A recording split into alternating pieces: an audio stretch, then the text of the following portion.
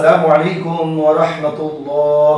الحمد لله وحده والصلاة والسلام على من لا نبي بعده.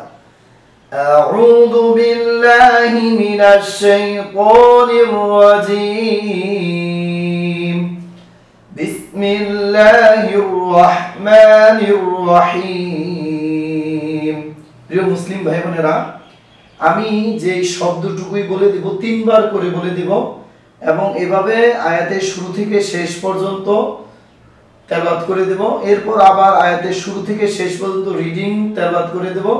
এরপর পুনরায় প্রত্যেকটি এই আয়াতের ভিতরে কি কি নিয়ম, কি কি তাজউইদ রয়েছে আমি তার নাম এবং তার ব্যবহার বলে দেব আপনাদের সুবিধার্থে। খুব মনোযোগ সহকারে আপনারা লক্ষ্য করুন এবং আমার সাথে সাথে পড়ুন। ما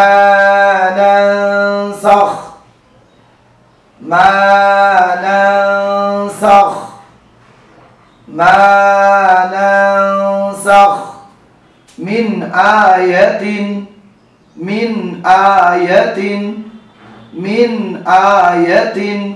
أو ننسها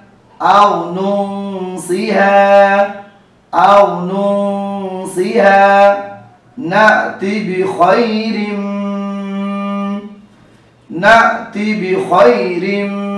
منها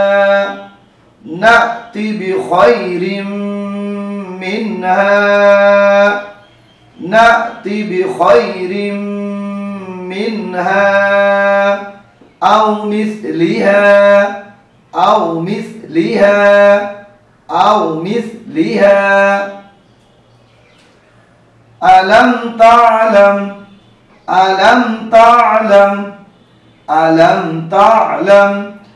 أن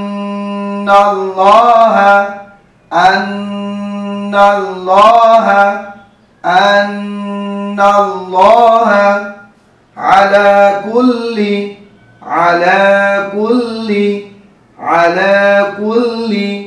شيء قدير.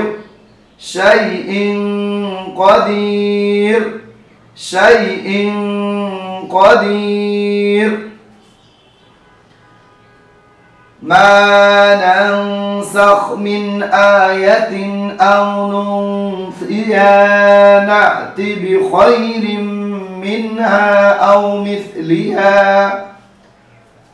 ألم تعلم أن الله على كل شيء قدير.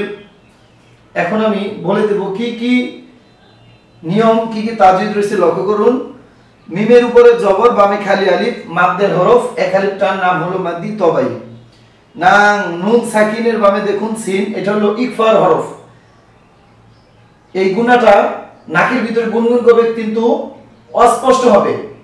ইকফার শব্দের অর্থ গোপন করা বা গুণনা করা। ইকফার হরফ 15টি, তা, সা, জিম, দাল, দাল, জা, সিন, শিন, সদ, দদ, ত, জ, ফা, কফ, কাফ। এই 15টি হরফের মধ্য থেকে কফ এবং কাফ এই দুইটি হরফের যে ইকফা গুণা স্পষ্ট হবে আর বাকি যে 13টি গুণ এটা হলো অস্পষ্ট হবে। মা না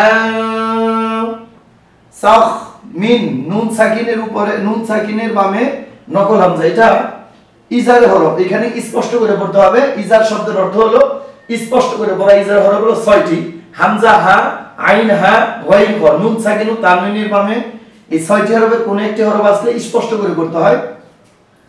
মিন আ, আলিফের উপরে খাড়া জবর, এটা নাম হলো মাদে হারকাত, এক আলিফটার নাম হলো মাদ্দি তবাই। আয়াতিন, তাই নিচে দুই জের বামে নকল হামজা, আবারও ইজার স্পষ্ট করে পড়তে হবে। আও, জবরের বাম পাশে জজমুলা ওয়াও, লিনের হরফ, তাড়াতাড়ি করে পড়তে হবে। আও নুন, নুন সাকিনের বামে আবারও সিন, ইকফা গুণা, তবে এই গুণাটা অস্পষ্ট হবে, স্পষ্ট যেন নয়, অস্পষ্ট গুণ হবে। আও নুসিহা, আর নুন সাকিনের বামে যেই হরফটি ইকফার, এটা মাখরাজের কাছাকাছি গিয়ে গুণাটা করবেন। আও নুসিহা, হা, হায়ের উপরে জবর, বামে খালি আলিফ, মাদ্দের হরফ, এক আলিফ টান, নাম হলো মাদ্দি তবাই। না, আলিফে এবং হামজাতে যদি সাকিন পাওয়া যায় পড়ার সময় সামান্য একটু ধাক্কা দিয়ে পড়তে হয়। না তি বিখাইরিম, রয় নিচে দুই জের তানউইন বামে তাসদীদ লাম মিম ইদগমি বা গুন্না, অর্থ হলো মিলিয়ে গুনার সাথে পড়া হরফ হলো 4টি, মিম নুন ওয়াও ইয়া। নুন সাকিন ও তানউইনের বামে 4টি হরফের কোন একটা হরফ যদি আসে তাহলে ওই হরফে যদি তাসদীদ থাকে আপনি মিলিয়ে গুণা করে বলবেন, তাসদীদ না থাকলে গুণা হবে না, ওটার নাম হলো ইজারি মুতালাক, আর এটার নাম হলো ইদগমি বা গুন্না। মিনহা নুন সাকিনের বামে হা, আবার ইজার হরফ স্পষ্ট করে পড়বেন, মিনহা হায়ের উপরে জবর বামে খালি আলিফ মাদ্দের হরফ, এর বামে লক্ষ্য করুন নকল হামজা, এখানে 3 আলিফ টেনে পড়তে হবে বা 3 আলিফ টেনে পড়তে হবে, এটার নাম হলো মাদ্দি মুনফাসিল, মাদ্দি মুনফাসিল। মিনহা আও মিসলিহা হায়ের উপরে জবর বামে খালি আলিফ মাদ্দের হরফ, এক আলিফটার নাম হলো মাদ্দি তবাই। আলাম তা'লাম, আলাম। প্রিয় মুসলিম ভাই বোনেরা, কোরআন পড়ার সময় 5টি হরফের উপরে যদি আপনারা সাকিন পান ওই হরফে একটু দেরি গুণা গুণা ভাব করে পড়বেন এবং বেশি যেন দেরি না হয় আবার লক্ষ্য রাখবেন। এটা হলো মিম নুন আইন র, মিম নুন আইন র, মিম নুন আইন র, মিম নুন লাম আইন র, মিম নুন লাম আইন র। আবার বলছি আমি, শুনুন, মিম নুন আইন লাম র, এই 5টি হরফে যদি কোরআন পড়ার সময় সাকিন পান একটু দেরি গুণা গুণা ভাব করে পড়বেন। আলাম তা'লাম আন্নাল, আন্নাল জবরের বাম পাশে তাসদীদুল নুন, ওয়াজিব গুণা। মনে রাখবেন এক জবর এক জের এক পেশের বামে নুনে অথবা মিমে যদি তাসদীদ পান তাহলে গুণা করা ওয়াজিব। এটাও পাইবেন না যে এই গুণাটা করা ওয়াজিব, এটা একটা নাম, সাধারণ একটি নাম এই গুণাটার। আন্নাল্লাহা, আর নুনের যে ওয়াজিব গুণা করবেন করার সময় মুখটা ফাঁকা রাখবেন, আন্নাল্লাহা। প্রিয় মুসলিম ভাই বোনেরা, এটা হলো আল্লাহ শব্দ, আল্লাহ শব্দের ডানের হরফে জবর রয়েছে, এই আল্লাহ শব্দের লামকে জিহ্বার সাহায্যে মোটা করে পড়বেন, আন্নাল্লাহা লাহা, এবং আল্লাহ শব্দের উপরে খাড়া জবর এক আলিফ টেনে পড়বেন, আন্নাল্লাহা আলা, লামের উপরে খাড়া জবর মাদে হারকাত এক আলিফ টান, নাম হলো মাদ্দি তবে। কুল্লি 3 দাঁতওয়ালা চিহ্নটিকে তাসদীদ বলে, তাসদীদুল হরফ 2 বার পড়তে হয়, দের হারকাত দেরি করে পড়বেন, কুল্লি কুল্লি কুল্লি। শাই, শাই জবরের বাম পাশে তাসদীদুল ইয়া সাকিনুল ইয়া, এটা হলো লিনের হরফ, তাড়াতাড়ি করে বলবেন, শাই। ইন হামজা নিচে 2 জের তানউইন বামে কফ, এটা হলো ইকফার হরফ, এই গুণাটা করার সময় মোটা করে গুণা করবেন এবং এই গুণাটা স্পষ্ট হবে, in in in Kadir Kadir. দেখুন দালের নিচে জের বামে জজমুলা ইয়া মাদ্দিল হরফ, এর বামে র, এর উপরে আছে 2 পেশ, আমরা এখানে ওয়াকফ করার কারণে 2 পেশের জায়গায় সাকিন বসিয়ে 3 আলিফ টেনে পড়তে হবে, নাম হলো মাদ্দি আরদুন, নাম হলো মাদ্দি আরদুন। কাদির কাদির।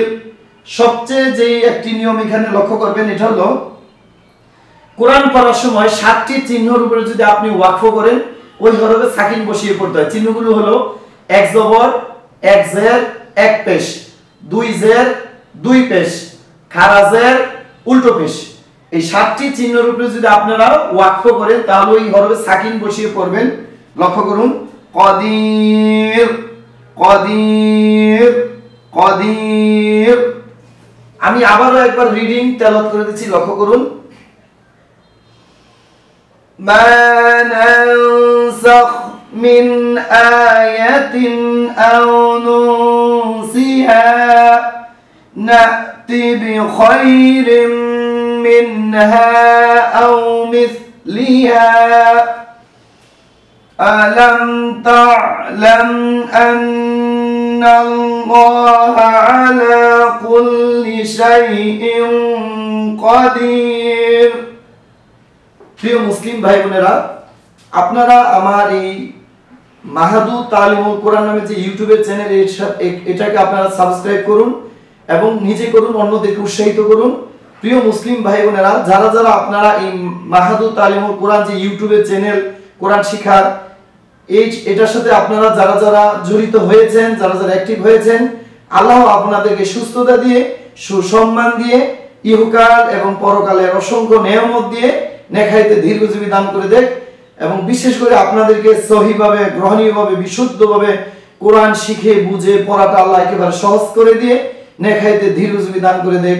আর আরেকটি কথা, আপনারা আমার জন্য দোয়া করবেন, আল্লাহ যেন আমাকেও কোরআনের গ্রহণীয় ধারক এবং বাহক হিসাবে যেন কবুল করে নিয়ে দুনিয়াতে যেন নেখাইতে দীর্ঘজীবী দান করে দেয়। আমিন। আসসালামু আলাইকুম ওয়া রাহমাতুল্লাহ।